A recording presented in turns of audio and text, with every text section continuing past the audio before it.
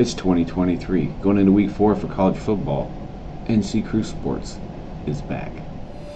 We're going to talk about Notre Dame. We're going to talk about Duke. We're going to talk about Alabama. We're going to talk about FSU, Colorado, LSU, Missouri, the Florida-Tennessee game, and the state of the Big Ten, and maybe why they're the best in NCAA right now. It's time for week 3. It's killing me. Jeremiah Love checks into the game at running back. Harmon with the deep one. Has his receiver. Tobias Merriweather perfectly in stride. Fake to Moore. As a receiver underneath, that's the other Moore. Beautiful job on the screen, and Moore takes it inside the. I'm not surprised here in the fourth quarter that that's who they're going to. Play action again. A shot into double coverage, and it's intercepted in the end zone. 31-22. Castellanos to throw on first down. Pressure in his face. Throws a deep ball, and it's caught at the 15-yard line. Ryan O'Keefe pulls it in. 25-yard gain. Nicolosi steps up into the end zone in a crowd. No good. Picked off by Woods, and it's over. Buffalo. Daniels on first down. Gonna take a shot to the end zone, and Neighbors comes up with it. It is Brooks. Mevis kick on the way. It's good! There's a flag down. Missouri at the moment is. Gators rush 4. Milton escapes across the middle. It's a low throw. Incomplete. Could not complete it on the run. Scooby Williams was chasing him. And another 4th down stop for this Florida defense tonight. So in 4th and 16, he'll run around as the clock ticks down. And now get knocked down as he took a knee. A flag comes out, and that is a fitting ending to things. Here we go. Yeah, this is about to get ugly. Well, look at this. Guys are throwing fists. Okay, the first thing we're going to look at is Notre Dame. Notre Dame is off to a great start. They're 4-0 even though we're going into week 4. They played that extra game with Navy first. The truth of the matter is they got a couple big games coming up. Okay, Ohio State and Duke. These are must-win games for Notre Dame. I like their schedule. Their schedule is a top-rated schedule. It might be one of the toughest there is. So if they get past Ohio State, I can completely see Notre Dame getting into the playoff at 11-1 as long as they beat Ohio State, USC, and of course several other teams. But you've got to get there, and I think that Ohio State absolutely, I think Ohio State absolutely can beat Notre Dame, but I think Notre Dame absolutely can beat Ohio State. That's the big question. Are they good enough? I think so. They haven't really played anybody, but if you look at all of their stats, come on, they're going to really get it. Okay, let's talk about Duke. Duke has not lost a game since November 19th, 2022. You say, why is that a big deal? Well, they have a win from last year, okay, in the bowl game going into this year, and they have yet to lose one. That is big for a team that has a lot of 4th and 5th year players. Think about this.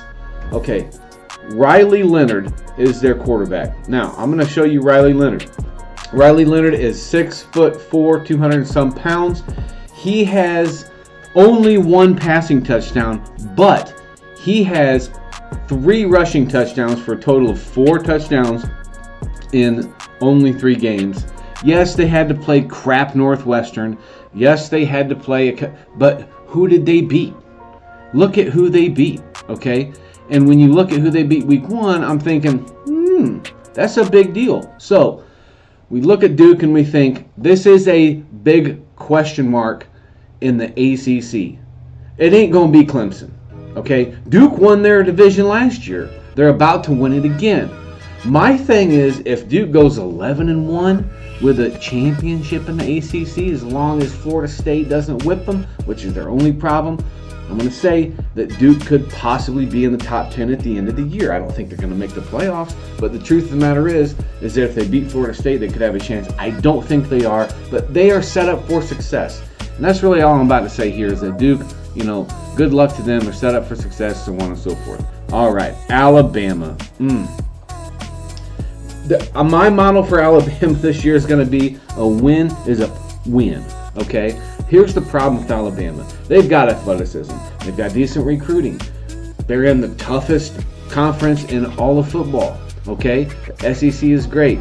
But the problem is this guy right here, Nick Saban. Nick Saban is not the same guy he was before. Nick Saban is, in my mind, probably going towards the twilight of his career. I mean, he's been in football for decades and decades. And as a Dolphins fan, you can see, I remember Nick Saban when he wasn't that great. Somebody that starts off that way and gets better, they can always end up that way. Okay? Look at their schedule. They lost to Texas. Texas, they ain't back. Texas is not back. Texas is not going to be back for many, many years, and they're really going to have to pull some sort of weight to get back to where they're at. They're about to be. Anyway, Alabama versus Ole Miss. It's a toss-up between the two. Same way with Mississippi State. Toss-up for A&M. I think Alabama should beat Arkansas, but look, out of the next 4 games Alabama plays, they're all toss-ups. I don't know what else to say. I really don't know what else to say. Florida freaking State. Okay, show me this. Show me a loss on paper. Clemson? Nah, ain't gonna lose to Clemson. Virginia Tech? Stomp them. Syracuse? Stomp them. Although I will say that, I highlighted Clemson yellow because it is at Clemson. Duke? Home? Possible trap game.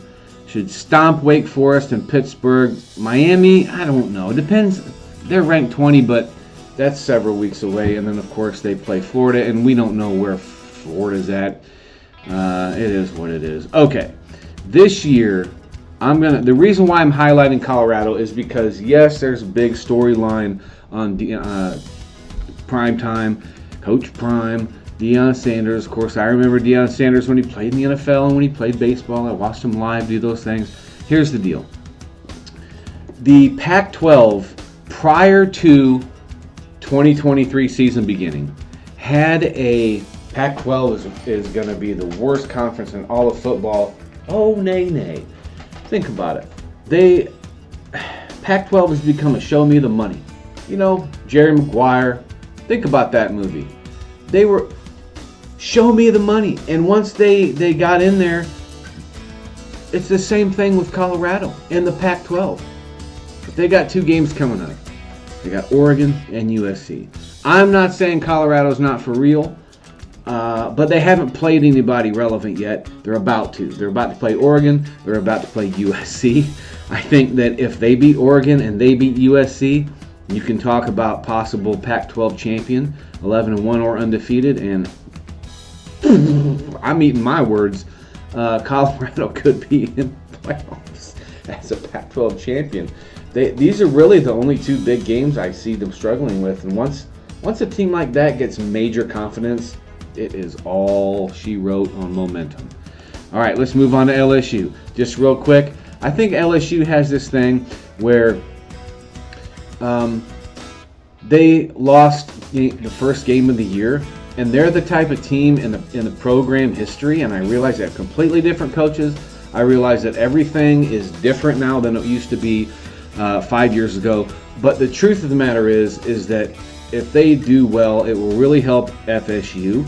And if LSU does really good, then LSU could be an 11-1 team. Now, they got a huge road ahead of them, but I think the Ole Miss game's a trap game. I think this is something they're going to go into, and I really believe that Ole Miss, and years past, Ole Miss has beat top 10 teams when they weren't ranked. And so, or they were ranked really, really low in the top 25. But I think it's a trap game. So LSU, they looked really good. I don't have a problem with LSU. I think that the game they played versus Florida State now is starting to make sense. However, Florida State, we'll get to them in a second. All right, Missouri. Only one thing here. Does anybody really see Missouri winning versus Memphis, Vanderbilt, and LSU? I would say if they beat Memphis and Vanderbilt, that's probably, it's not a given, but it's probably going to happen. but it's not a given. It's not an easy game. They're not an FCS team. Memphis and Vanderbilt have some athletic players, and I'm telling you, though, if Missouri played the way they played, against Kansas State, they probably got a great chance of winning. Maybe Kansas State's not that good. I don't know. But it's yet to be determined. But when they play LSU, that's going to be the game that's really going to set that whole division apart. I think, obviously by week 6 or 7, that usually happens anyway. But I think Missouri will be good enough that it should be a good game versus LSU. All right, let's get to where I've been really wanting to get to for the past couple of weeks. I haven't done anything. This is my inaugural video this year. But look, Tennessee versus Florida. What the hell? Tennessee was supposed to be amazing. Tennessee was supposed to have Joe Milton. Tennessee was supposed to be, we were 10-2 last year and we missed the playoffs and Hendon Hooker should have been a Heisman. And I get all of that. I understand as a college football fan, I get it that's your complaint. However, you have to remember this guy, Joe Milton, was benched prior to Hendon Hooker. And now Joe Milton, he throws the ball too far. Oh, okay. I get it. That sometimes sometimes coaches make mistakes when they're looking at a recruit. But Joe Milton is extremely athletic. Joe Milton can really be that way. I think it's the quarterback coach. Or it's Joe Milton. But it's not the receivers. Yes, the first game receivers shot passes, but they ended up winning that game. This game they lost. To who? Come on. Is Florida really that good? Is Florida so good that they beat the team that should be number 1? I knew going into this year that Tennessee would probably be ranked top 10, but I could almost guarantee you they were going to lose 2 or 3 games. And this is one of them. This is one that I called at the swamp. What can I tell you? It's pressure. Heupel, your offense. It's okay. But what's hurting you is the defense. Your defense did really bad. Florida didn't even do that great. That's the reason I'm saying what I'm saying. It's not that Florida beat Tennessee. Tennessee beat themselves. All right, so one last thing.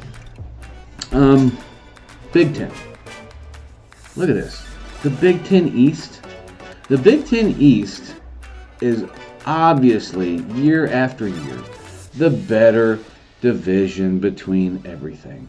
However, right, you've got Ohio State, Penn State, and Michigan all sitting, right, and undefeated with a couple other teams, right? You've got Rutgers, you got Maryland.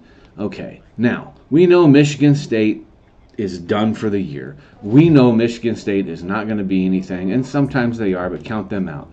I'm saying between Penn State, Michigan, and Ohio State, they're probably all going to be in the top 10, and one of them's going to be in the top 4. So, Big Ten, don't sleep on the Big Ten. I understand that Colorado and Florida State and Alabama, even though they stink, they're getting a lot of, publicity because they suck this year and they're going to be really bad. I see Alabama at 8-4, 7-5. But the truth of the matter is, don't sleep on the Big Ten. Big Ten ain't going to be talked about much until about week 8, 9, 10 when they're like, oh, wait a minute. Now, some of you that realize that Penn State is so good, don't sleep on Penn State. I see Penn State winning the Big Ten East this year. Now, let's look at the West. The West is horrible. When I say horrible, I mean this is the worst I've ever seen. They only have one team, top 25, going into week 4, and it's the Buckeyes. The Hawkeyes, I hate them both. At number 24, look, they've only scored 85 points. Okay, if you're a top 25 team, you need to put up a 30 or 40 spot, but the defense, it's not that good either, and that's the problem. They've allowed 37 points, okay? Minnesota, Golden Gophers. That ain't gonna last long, okay? Minnesota is 1-0 in the conference. Now, if you look at the rest of the Purdue, Illinois, Nebraska, Northwestern, they're all crap bottom of the barrel teams.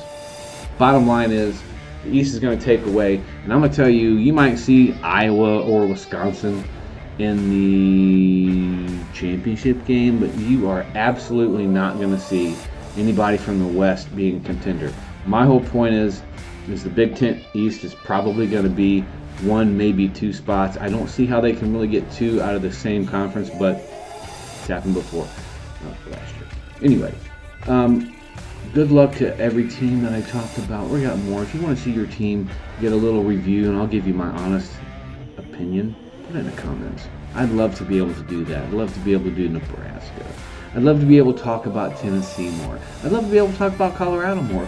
I could give a 3 or 4 minute speech on each team and where they're going to be, and it's almost a guarantee. With that I say, Secret Spores out.